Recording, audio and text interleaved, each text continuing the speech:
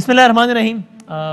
दो तीन मौज़ूआत में हमने बात करनी है। ज़ाहिर है सेनेट का इलेक्शन होने वाला है 3 मार्च को, लेकिन सेनेट के इलेक्शन से पहले एक दिलचस्प पेशरफ्त कल हुई है और एक 19 फरवरी को होनी है, यानी कि जुम्मे को। थोड़ी उस पर ही बात कर लेते हैं, तमाम तर मौज़ूआत में फिर मिल के बात करेंगे। अटॉर्नी जनरल, भाई अटॉर्नी जनरल जो है वो चीफ लीगल एडवाइज़र होता है रियासत पाकिस्तान का। वो सुप्रीम कोर्ट ऑफ पाकिस्तान में खड़े रहकर कह रहे हैं कि अभी जब हम बात, यानी आज की तारीख में भी इस्लामाबाद में लोग नोटों से भरे हुए बैग लेके घूम रहे हैं। क्यों कर रहे हैं काम? जैसे कि सेनेटर्स खरीदे जा रहे हैं, यानी सेनेट के इलेक्शन के लिए एमपीज़ को खरीदा जा रहा है। ये सारे मामला। लेकिन पहले ज़रा आप ये देख लीजिए कि इस ऐसे माहौल में कि जब अपोजिशन और गवर्नमेंट दोनों का ये दावा है कि अवाम हमारे साथ है, अपोजिशन कहती है हुकूमत गिरा देंगे किसी भी तरीके से, अदम एतमाद ला किया और तरीके से, और हुकूमत कहती है अपोजिशन इररेलेवेंट हो गई है, अवाम इनको पूछने को तैयार नहीं है।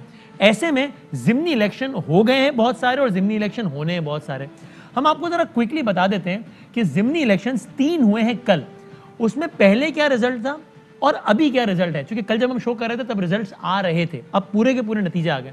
तो आपको हम अगले कुछ मिनट्स में इंटरेस्टिंग है बता देते हैं कि कुछ हल्के जहां पर ज़िमनी इलेक्शन हो गए हैं वहां पर क्यों ज़िमनी हुए, दोबारा इलेक्शन क्यों हुआ, पहले क्या रिजल्ट था, कल क्या रिजल्ट आया, और कुछ हल्के जहां पर अब ज़िमनी होने हैं, जगह जगह जहां कभी मरियम नवाज शरीफ साहबा पहुंच जाती है और ये अपोजिशन के लोग वगैरह, तो उन जगहों पर पहले क्या पोजीशन थी, अब क्या होती है, वो नतीजा सामने आ जाएगा हमारे जुमे के रोज।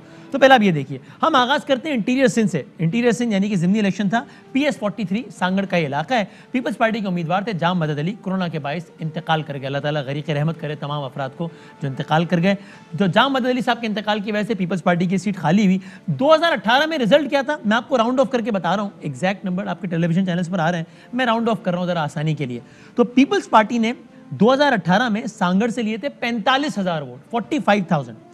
दूसरे नंबर पर GDA आई थी, ग्रैंड डेमोक्रेटिक अलायंस, जिसको PTI ने भी सपोर्ट किया था, उन्होंने लिए थे तकरीबन 29,000 vote. So it was 45,000 peoples party versus 29,000 GDA in 2018। कल इस पे दोबारा इलेक्शन हुआ, अब भी GDA और PTI साथ थे। अब क्या नतीजा निकला, पीपल्स पार्टी जीत गई। पीपल्स पार्टी ने लिए 48,000 वोट्स, पहले लिए थे 45, कल लिए 48, 3,000 वोट ज्यादा लिए।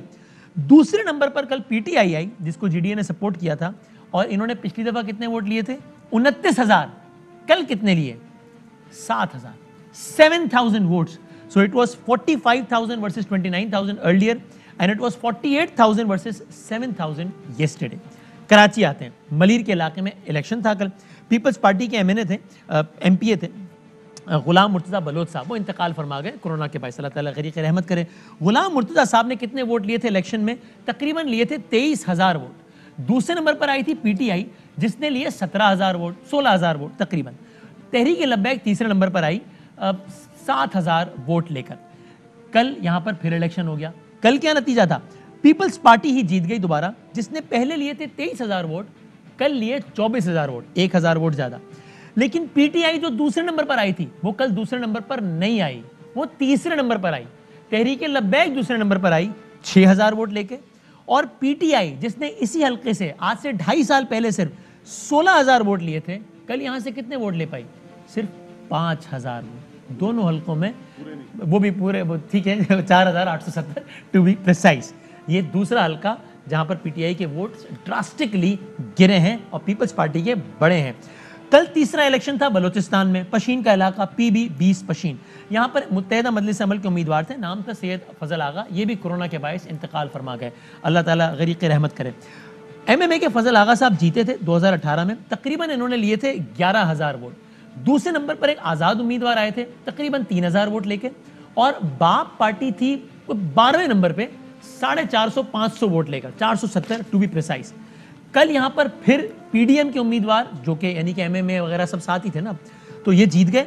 इन्होंने लिए कल 16,000 वोट, पहले इन्होंने जो वोट लिए थे वो तकरीबन 11,000 थे, कल लिए 16,000 वोट।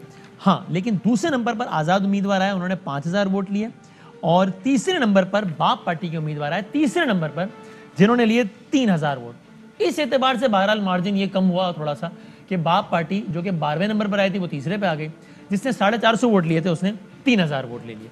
ये थे अब तक के जो ज़िमनी हो गए उनका खुलासा। और क्विकली हम आपको ये बता देते हैं कि अब जो ज़िमनी होने हैं वहां पर इस वक्त क्या पोजीशन है, ताकि जब परसों के रिजल्ट्स आ रहे हो तो आपके जहन में हो कि किसने कितना गेन किया और किसने कितना लूज किया, और यही वो ज़िमनी इलेक्शन है कि जिनके लिए जल्द से जुलूस हो रहे हैं, सब कुछ हो रहा है।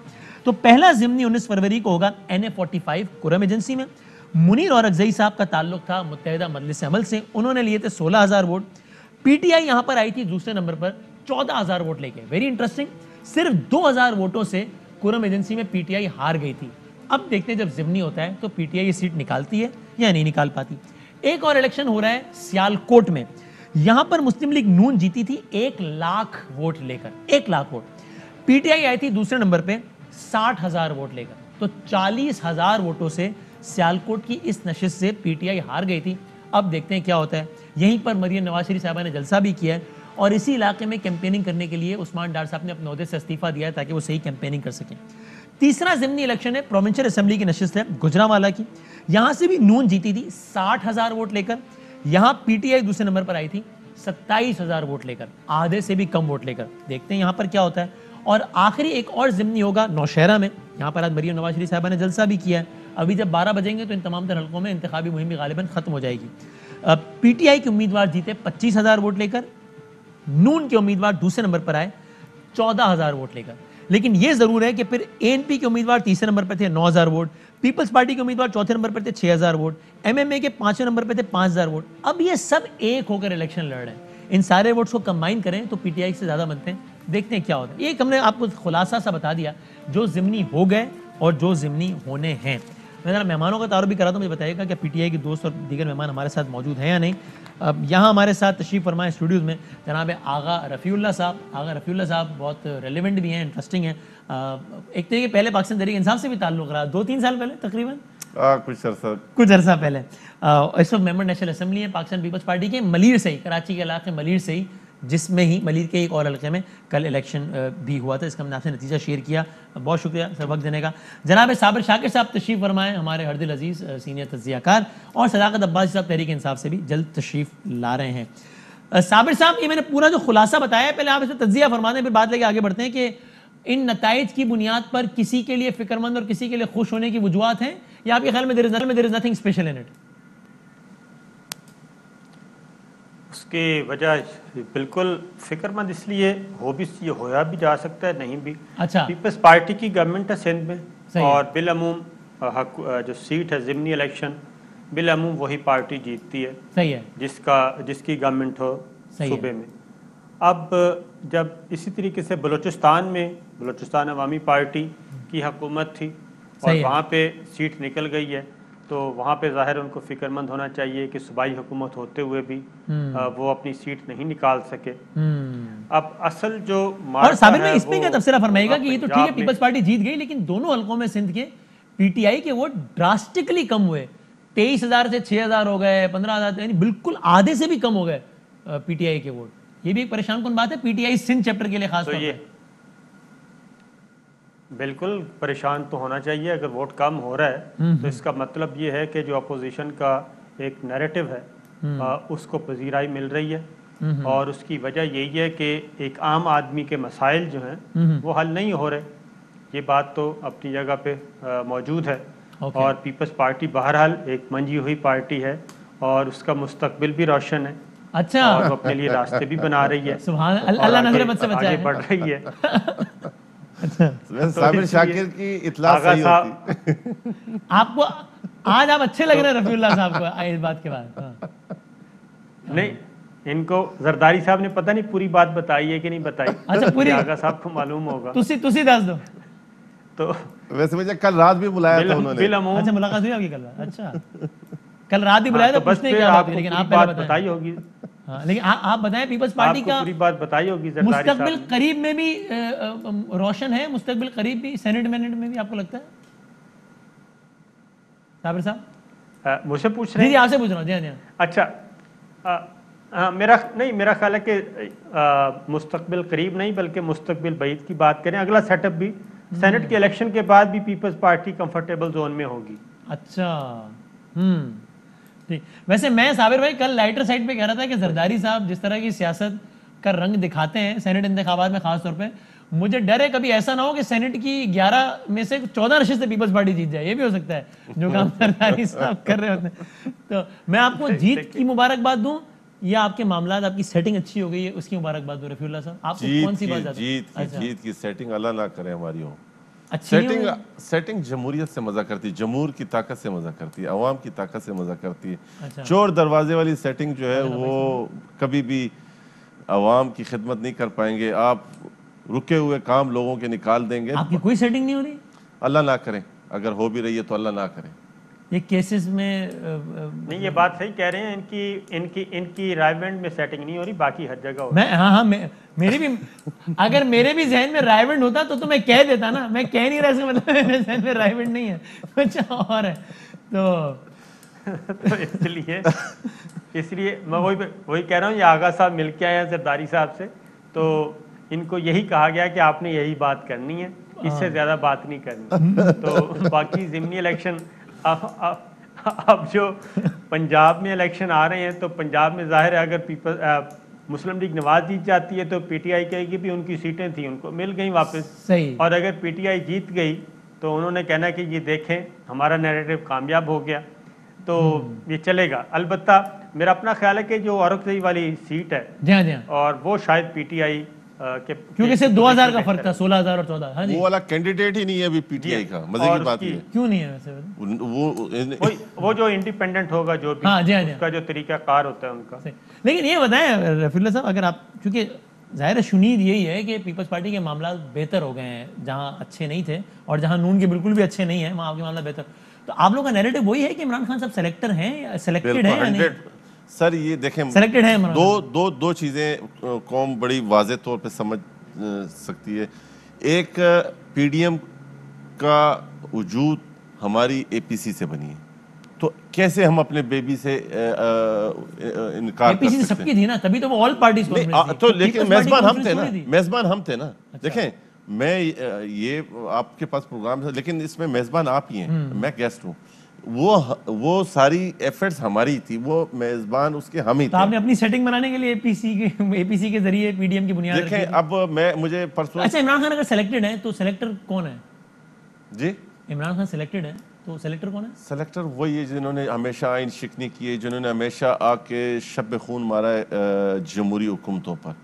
उसको आप जो मर्जी नाम दे दें, उसको आप फिर ज़ियाउल हक कह दें, मुशर्रफ कह दें, उसको फिर आप जो नवाज शरीफ साहब जिस अंदाज से नाम वगैरह लेते हैं, आप उस अप्रोच से एग्री करते हैं या गलत है? मैं कतन किसी भी इदारे को कमज़ोर नहीं कर सकता, किसी भी उसको, मतलब हम जमहूरियत, हम चाहते हैं हर चीज़ जमहूरियत के हो। पार्लियामेंट का तरीक़ाकार जो है उससे बाहर नहीं होना चाहिए। हर चीज़ की एसओपीज, मतलब क्यों है, हम क्यों, मैं तो इस चीज़ का एज ए पॉलिटिकल वर्कर कभी भी कायल नहीं हूँ कि हम जो चीज़ें जिससे हमारे मुल्क को, हमारे इदारों को नुकसान और हमारे दुश्मन को ज्यादा फायदा होगा। जिस तरह नाम ले रहे हैं इससे नुकसान हो रहा है हमारे इदारों को। बिल्कुल, जो वो नाम ले रहे हैं उससे भी नुकसान हो रहा है, और ये जो जमहूरियत के खिलाफ काम हो रहा है, या जमहूरियत या पार्लियामेंट को जो वीक कर रहे हैं, इसका भी नुकसान मुल्क को ही हो रहा है। नवाज शरीफ जो इल्जाम लगा रहे हैं, ठीक लगा रहे हैं या गलत लगा रहे हैं? मियाँ साहब के इल्जाम देखें, मियाँ साहब बेहतर वो बता सकते हैं। आप क्या समझते हैं? मैं एज ए पॉलिटिकल वर्कर मैं समझता हूँ कि ये मुल्क के लिए और जमहूरियत के लिए दोनों गलत है। जो नवाज साहब के इल्जाम उससे भी नुकसान हो रहा है, जो इल्जाम वो लगा रहे हैं, जाहिर सी बात है, वो तो देखे ना, वो तो सफर कर रहे हैं ना, उनको अवॉइड करना चाहिए इस तरह के इल्जाम लगाना। नहीं, मैं ये नहीं समझता कि पता नहीं आप इससे ज्यादा खुल के आगा साहब क्या बात करें। अच्छा, क्या? नहीं साबिर भाई, बात ये है कि देखें, मैं आपको एक बात बताऊं, जो इस टाइम देखें साबिर भाई, आप अपने आपकी बड़ी गड़ी, आगा भाई बात सुने।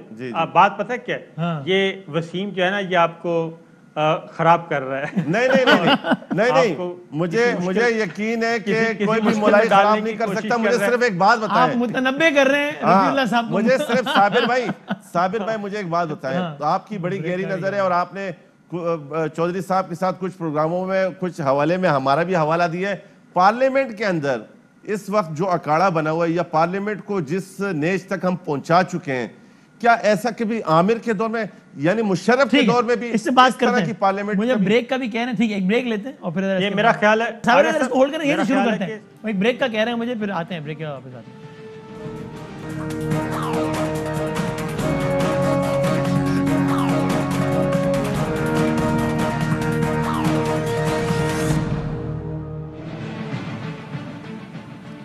खुश आमदीद कहते हैं। सदाकत अब्बासी साहब ने भी ज्वाइन कर लिया है, पाकिस्तान तहरीक इंसाफ के मेंबर नेशनल असेंबली। इन पर हम जुर्माना करेंगे बाद में, चूँकि प्रोग्राम में ज़रा ताख़ीर से आए हैं, लेकिन उन्होंने मुझे बता दिया कौन जिम्मेदार है इस ताख़ीर का, तो मैं भी हिसाब ले लूँगा ज़रा। लेकिन सदाकत अब्बासी साहब, आगा रफ़ीउल्लाह साहब बैठे हैं, साबिर शाकिर साहब भी तशरीफ़ फरमाएं। ये क्या हुआ है कराची में, आपने पहले से भी इतने ज़्यादा कम वोट के, जहाँ पर आप पहले वोट आप लोगों ने लिए थे 16,000, वहाँ कल आपने लिए 5,000।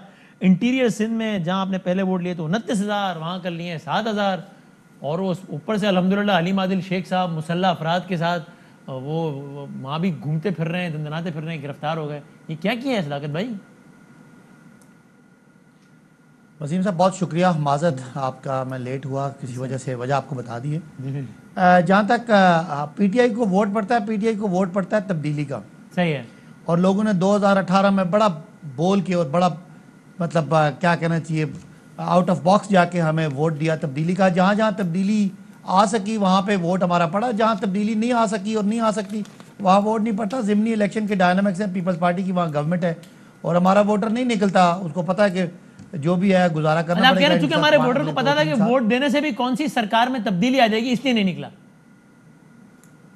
नहीं, ये तो अब आपका ये आपकी ख्वाहिश है ये खबर बनाने की। मैंने आपसे सवाल पूछा सदाकत भाई, आप कहें कि हाँ ऐसा ही है या कहें कि ऐसा बिल्कुल भी नहीं है? तो वही सवाल पूछा है। नहीं, पीपल्स पार्टी का चूंकि वहां पे गवर्नमेंट है 13 साल से, तो क्या तब्दीली आनी थी 1-2 सीटों से। दूसरी बात आपको पता है कि जाहिर है इस वक्त गवर्नमेंट का 2.5-3 साल गुजर गए, लोगों ने अपने काम कराने थे और पीटीआई का वोटर जाहिर है सिंध में उसको पता है कि उसके वोट से तब्दीली नहीं आनी, लिहाजा हमारा जरा अनकन्वेंशनल वोटर है। और ठीक है आपकी बात, हमें एज अ पॉलिटिकल पार्टी सोचना है कि हमने कैसे उसको ठीक करना है, लेकिन इसका कोई कौमी सियासत में कोई इसका इम्पैक्ट नहीं। लेकिन एक लॉजिक तो है ना इनकी इस बात में कि भाई वो कह रहे हैं कि रिजीम तो चेंज नहीं होना ना, सबको पता है। वो पागल थे जो कराची से 14 सीटें, यानी हमारी बात तो सही है कि इनको स्कोर पूरा करके दिया है।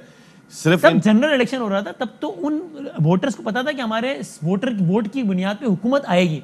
यहाँ वोटर को पता है कि हम कुछ भी कर दें, सिंध की हुकूमत नहीं पीपल्स पार्टी से चेंज हो जाएगी। तो ये एक फैक्टर इंपॉर्टेंट तो है ना पॉलिटिकल डायनामिक्स में, इलेक्टोरल पॉलिटिक्स में। ऐसा होता तो नहीं, देखें वसीम भाई, बात ये नहीं है।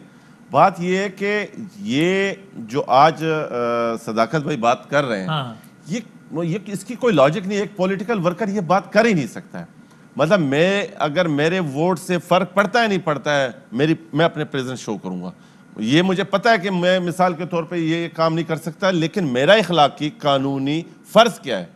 मतलब अगर मैं एक जिम्मेदार शहरी हूं तो मैं अपनी राय का इजहार तो लाज़मी करूंगा। एक बात और बताएं, ये आपने ये क्या किया है? हलीम आदिल शेख साहब को आपने गिरफ्तार कर लिया, वजीर आज़म पाकिस्तान कह रहे हैं कि सियासी इंतकाम का निशाना, अपोजिशन लीडर है। हमने नहीं किया, ये बहुक्म इलेक्शन कमीशन हुआ है। इलेक्शन कमीशन ने हल्का बदर करने का हुक्म दिया था, गिरफ्तार करने का हुक्म थोड़े दिया था, दहशतगर्दी का पर्चा काटने का हुक्म थोड़े दिया था। देखें, जब मिसाल के तौर पे किसी के खिलाफ रियासत एक्शन में आती है और वो फिर उसके आगे भी सिलेंडर ना हो, उसमें भी कार सरकार में मुदाखलत करे, जबरदस्ती करे। और फिर मैं आपको वसीम बादामी साहब दूसरी बात जिम्मेदारी के साथ कह रहा हूँ, मैंने पहले भी एक प्रोग्राम में कहा, मैं दोबारा कहता हूँ कि एक जुडिशल कमीशन बनाया जाए और मैं ये प्रूफ करूंगा कि पीटीआई के लोगों ने आके एक हफ्ता पहले हमें कहा कि हलीम आदिल शेख ये काम करने जा रहे हैं। किससे कहा? मुझसे, जाती तौर पे मुझसे।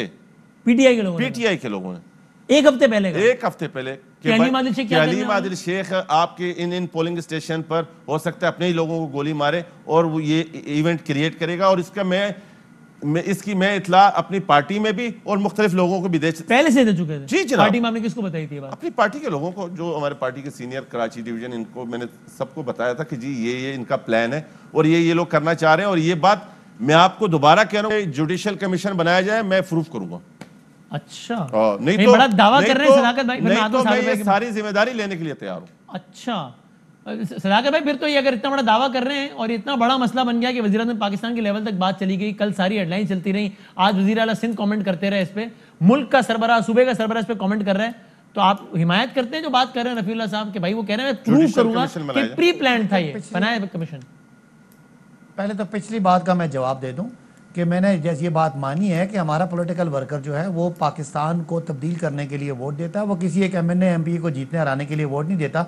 चूँकि इस इलेक्शन से कोई सूबाई हुकूमत की या कौमी हुकूमत की डायनामिक्स यही नहीं हो रही थी, इसलिए हमारा वोट ही निकला। अब रही बात ये पीपल्स पार्टी का जो अपने आप को इन्होंने जमहूरी एक चेहरा, एक लिबादा उड़ा हुआ है, वो बेनकाब हुए हैं। इनसे एक अपोजिशन लीडर बर्दाश्त नहीं होता। हम इनकी तकरीरें, तनकीदें, और इनको पहले हमने नहीं इनसे नहीं बर्दाश्त हुआ। फिरदौस भाई किस वजह से हटे, आप बताएं अपने ईमान से, दिल पे हाथ रख के बताएं। फिरदौस आशिक अवान को बात एक ही है। अपनी बारी पे अलग-अलग लोग हैं यार। वसीम साहब मेरी बात अभी खत्म नहीं हुई। मेरी बात अभी खत्म नहीं हुई। मैंने ऐसे तस्सी की वो फिरदौस कहना चाहता हूं कि इनका फिरदौस आशिक आवान किया गया। इतनी बड़ी गलती पे तो तस्सी करना बनती है ना। जो भी है इनको कहना अपनी बारी पे बात करें ताकि बात समझ आए ना। सही है, सही। आप दोनों स्टूडियो में बैठे, मैं दूर बैठा हूं तो आवाज समझ आ जाए। तो कहने की बात ये है कि ये पीपल्स पार्टी है। ऐसे ही इनके इलेक्शन सिंध में ये पूरे पाकिस्तान से साफ हो गए हैं। केपी में 0, पंजाब में ऑलमोस्ट 0, बलोचिस्तान में 0, लेकिन सिंध में इनकी हुकूमत की और इनका इलेक्शन लड़ने की और जीतने की वजह यही है कि ये वहाँ पे इन्होंने एक पूरा निज़ाम रखा हुआ है इस तरह के थाने कल्चर का, बदमाशी का।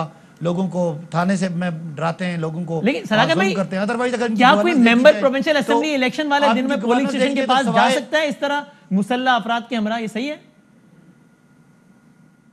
देखिए मुझे अब बहुत सारा डिटेल नहीं पता, लेकिन आपको पता है कि वो इस वक्त बड़ा ओपनली मुराद अली शाह को चैलेंज करता है और बड़ा यानी दबंग अंदाज में उसने एक ऑपोजिशन शुरू की है। तो इनसे कहाँ बर्दाश्त होती है? ये उसमें पुराने केसेस जो 4 दिन पुराने केसेस हैं, कब्जे के केसेस में उनको बंद करें। तो बहरहाल मेरा ख्याल है कि को पीटीआई इन चीजों से डरती नहीं है, लेकिन ये अपने आप को मजीद बेनकाब कर रहे हैं और इनका इंटीरियर सिंध में सियासत का अंदाज लोगों के सामने आया। अच्छा ठीक है, पॉइंट आ गया। नहीं साबिर भाई मुझे बताएं, ये जो सदाकत भाई कह रहे हैं ना पीपल्स पार्टी केपीके से फारिग, बलोचिस्तान से फारिग, ये बात इस हद तक तो ठीक है पंजाब से फारिग है। पंजाब का 450 का ऐवान है, पीपल्स पार्टी 5-6 लोग हैं, कितने हैं केपीके, लेकिन इतने कम लोगों के बावजूद एक हुनर है पीपल्स पार्टी के पास, वो ये कि केपीके में एमपी होता है 7, एक सेनेटर के लिए सीटें चाहिए होती है 18।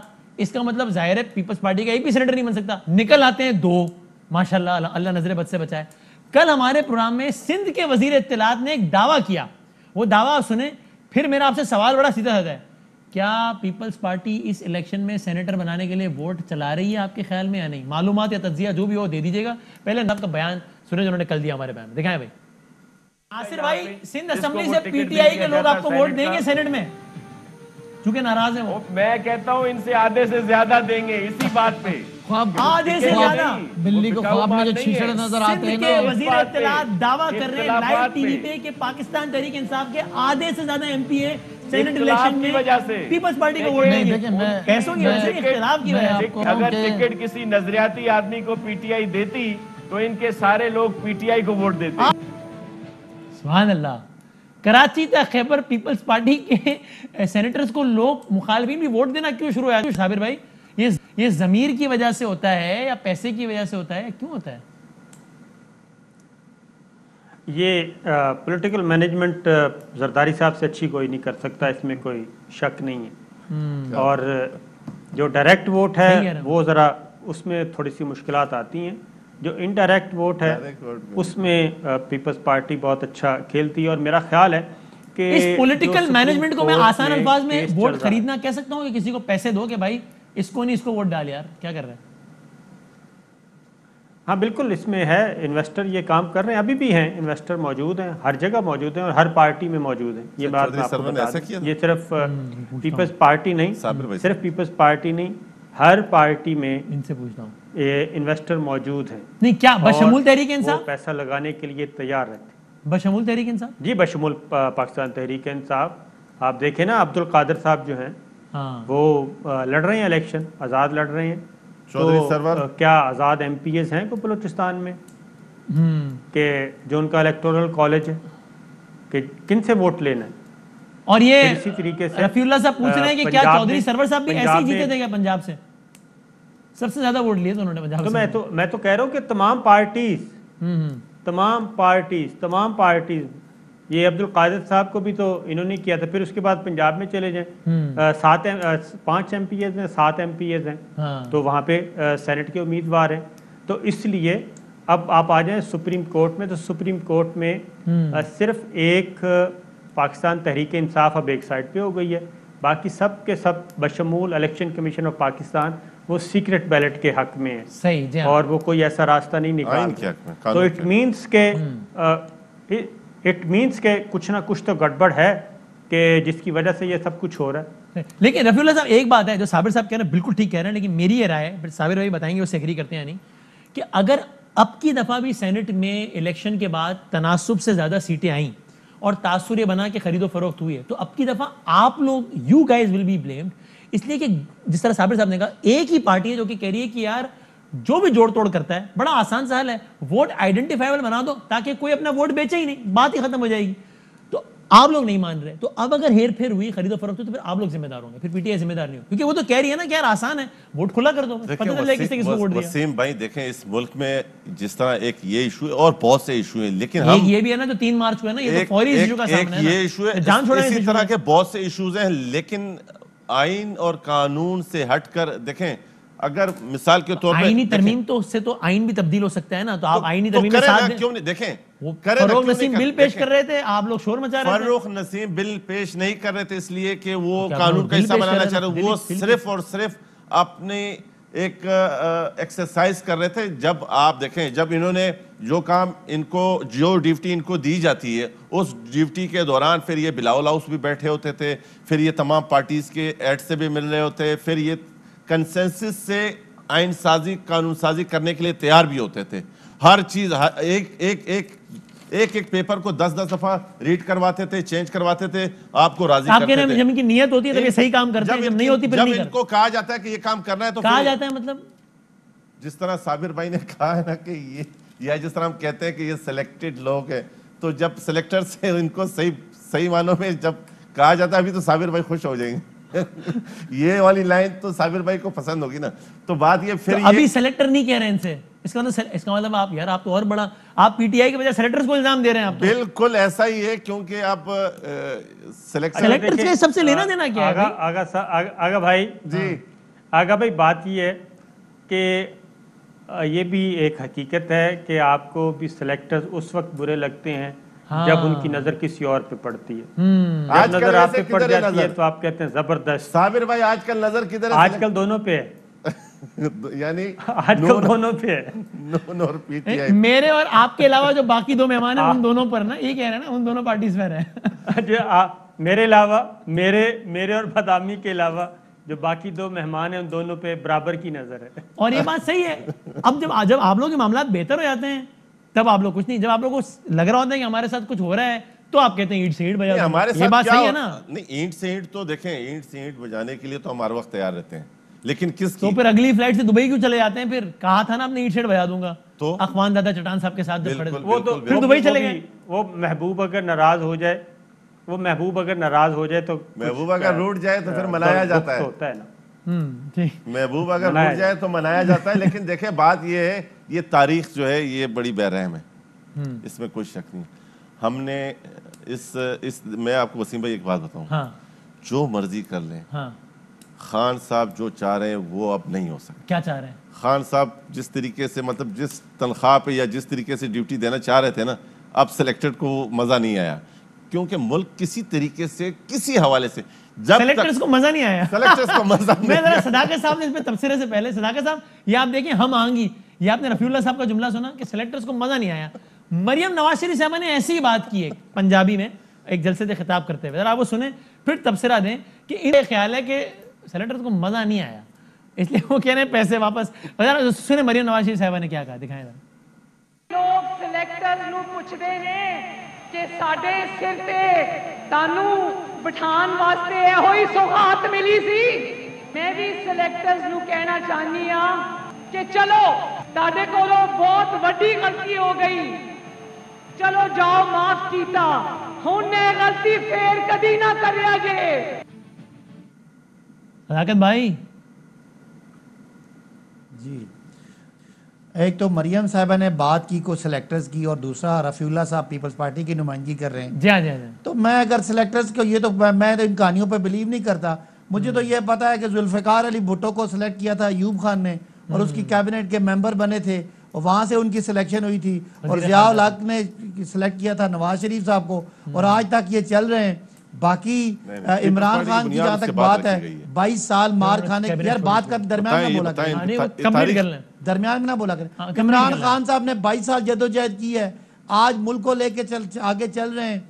और ये पीपल्स पार्टी भुट्टो साहब की जो पार्टी थी, पूरे पाकिस्तान की कभी जमात हुआ करती थी, आज वो उनकी करप्शन की वजह से अगर एक कोने में, सिंध के कोने में रह गई है, तो उसको आप सिलेक्टेड और सिलेक्टर कहते रहें, कोई मसला नहीं है। अब मुझे लगता है कि अगले इलेक्शन में आप यहाँ से भी फारिग हो जाएंगे, तो फिर आप और मरियम जाके वहाँ पे लंदन में जो आपके सरे महल और लंदन फ्लैटों में बैठ के सब स्टोरियां सुना करें। तो पाकिस्तान की एक कह रहे हैं बार-बार वैसे, इसकी वजह क्या है लाकित भाई? और तंग है बस, और क्या बात है? मुझे बताएं ना क्या कहें ये, और क्या कहें? अच्छा, मुझे जवाब दे दें कि पंजाब में पीपल्स पार्टी जो 1.5 लाख वोट लेती थी, उसके 1000 और 1200 वोट निकल रहे हैं। पूरे लाहौर में 2018 के इलेक्शन में पूरे लाहौर में पीपल्स पार्टी को 70,000 वोट मिला के पूरे लाहौर में, जबकि लाहौर के 12-13 हलकों में हर हलके से ये 80-80 हजार वोट पड़ता था। इसको आप सिलेक्टेड की स्टोरियां करा के अपना मजाक उड़ाएं कौम के सामने। हम तो समझ रहे हैं कि हमने KPK में एक दफा हमें सिंपल मेजोरिटी मिली,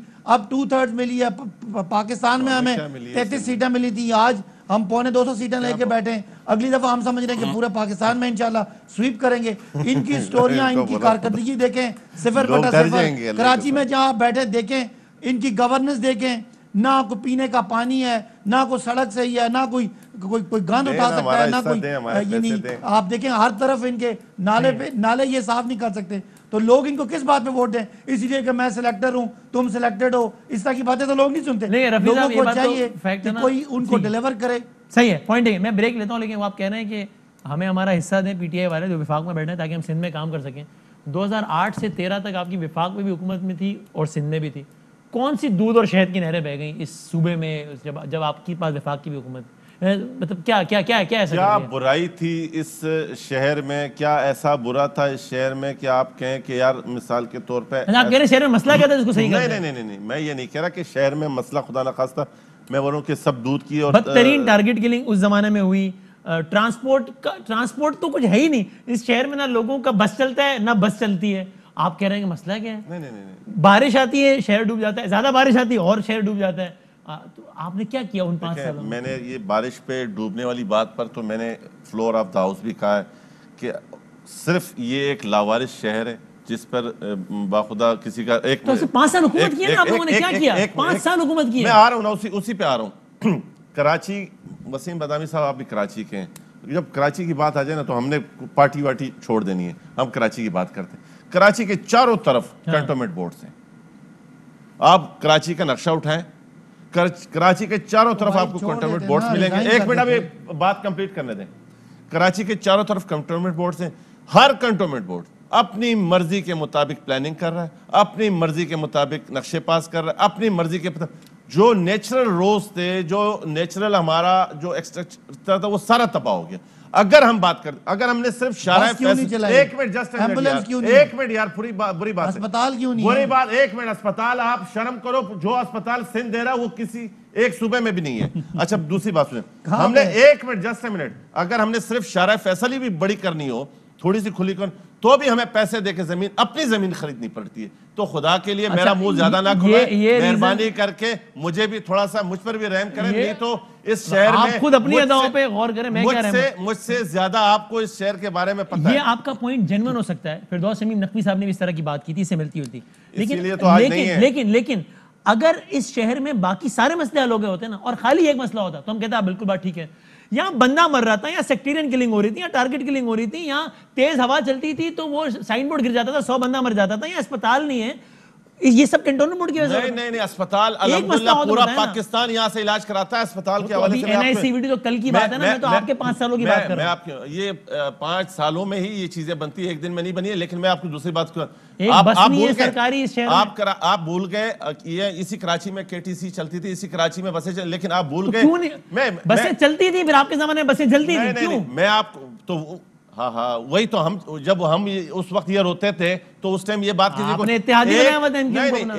हमने देखे, हमने 18वीं तरमीम के लिए इस मुल्क में किस किस को साथ नहीं मिलाया। अब मैं कराची के ऊपर बात, कराची के ऊपर देखें, इसी शहर में आप अपने मुंह से नहीं सुनते थे कि स्विच बंद होता था तो सुबह दूसरे दिन शहर में अमन होता था, स्विच ऑन होता था तो दूसरे दिन बदनामी हो रही थी, तो कोई ना कोई तो ऑन ऑफ करता था। जब ये होता था तब वो पार्टी आपकी इत्तेहादी थी, आपने काबीना में उनको वजीर बनाया हुआ था। जरदारी साहब चल के गए थे क्या हमारे साथ। देखें बात फिर वही है, फिर तो ये जो जिनको दहशतगर्द कहते थे नफीस लोगों का सर्टिफिकेट इन्होंने दिया, तो इन्होंने फिर क्यों दिया? तो कोई ना कोई इन्होंने भी किया, तो हमने कोई ना कोई वजह तो है कि जिसकी हम हमेशा सियासी तौर पर निशानदेही करते हैं कि पॉलिटिकल इंजीनियरिंग नहीं होनी चाहिए अगर वाकई में मुल्क और सूबा और शहर चलाना है तो। चलो मैं ब्रेक लेता हूं, मैं जरा कंक्लूड करते हैं और आगाज करते हैं ब्रेक के बाद।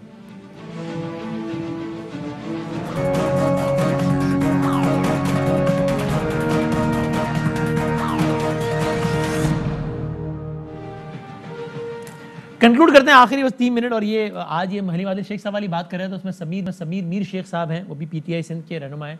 उन्होंने हमसे रब्ता किया, उन्होंने बताया जरा ये जो दहशतगर्दी वाला पर्चा कटा है वो मेरे खिलाफ भी कटा है, मैं उस जगह पर ही मौजूद था जहाँ पर ये सब कुछ हुआ है। तो अगर वाकई इस अंदाज से अगर ब्लेटेंट काम हो रहा है तो ऑफकोर्स ये नहीं होना चाहिए। इस पर आप भी ज़रा कोई नजर करम फरमाया अगर ऐसा हो रहा है तो, कि बंदा मौजूद ही नहीं और वो ATC पर पर्चा कट गया है।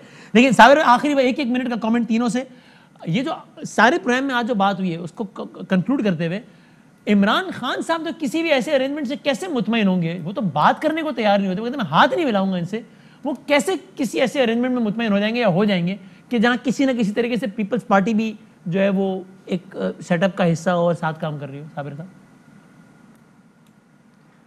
देखिए, ये बात पीटीआई के अंदर भी ज़ेर बहस आती है। अच्छा। और पीटीआई के अंदर भी ऐसी आवाज़ें हैं जिनकी आवाज़ खान साहब भी सुनते हैं, जो ये कह रहे हैं कि अकाउंटेबिलिटी बिल्कुल एक होना चाहिए, उससे हमें पीछे नहीं हटना चाहिए, लेकिन जो पार्लियामेंट्री बिजनेस है उसको चलाने के लिए ज़रूरी है कि हम पॉलिटिकल फोर्सेस के साथ वर्किंग रिलेशनशिप बेहतर करें, और ख़ास तौर पे जो कॉन्स्टिट्यूशनल रिफॉर्म्स आनी है, क्योंकि इस वक्त हर पार्टी ये कह रही है कि वसी तर जो रिफॉर्म्स आनी है उस पर हम बात करने के लिए तैयार हैं। ठीक है, तो उस हद तक हम तमाम पार्टीज़ के साथ आगे बढ़ें।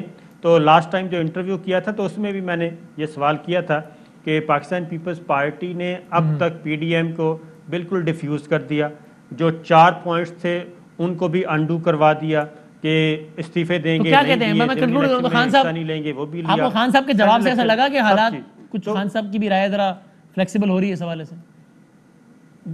जी बिल्कुल फ्लेक्सिबल हो रही है। सदाकत साहब बताएं, ऐसा हुआ कि कानून साजी और ऐसा माहौल बेहतर बनाने के लिए वर्किंग रिलेशनशिप बन सकती है पीपल्स पार्टी से बाकी जमात में? आखिरी एक मिनट। देखिए, हमारा इनका इख्तलाफ क्या है? हमारा इनका इख्तलाफ है कि ये ब्लैकमेलिंग करके जब ये NROs मांगते हैं, अगर इनका किसी हवाले से कोई इकॉनमी पे इनके पास कोई विजन है, किसी तरह इलेक्टोरल रिफॉर्म्स पे, मजीद किसी भी तो तरमीम पे अगर इनके साथ बैठ के रिफॉर्म्स करने में कोई मसला नहीं है, लेकिन मामला यह है कि ये एक बात है, इनको आदत है कि जब भी बात होती है ये सारे एक ही बात करते हैं, अपनी बारी पे बोलना है।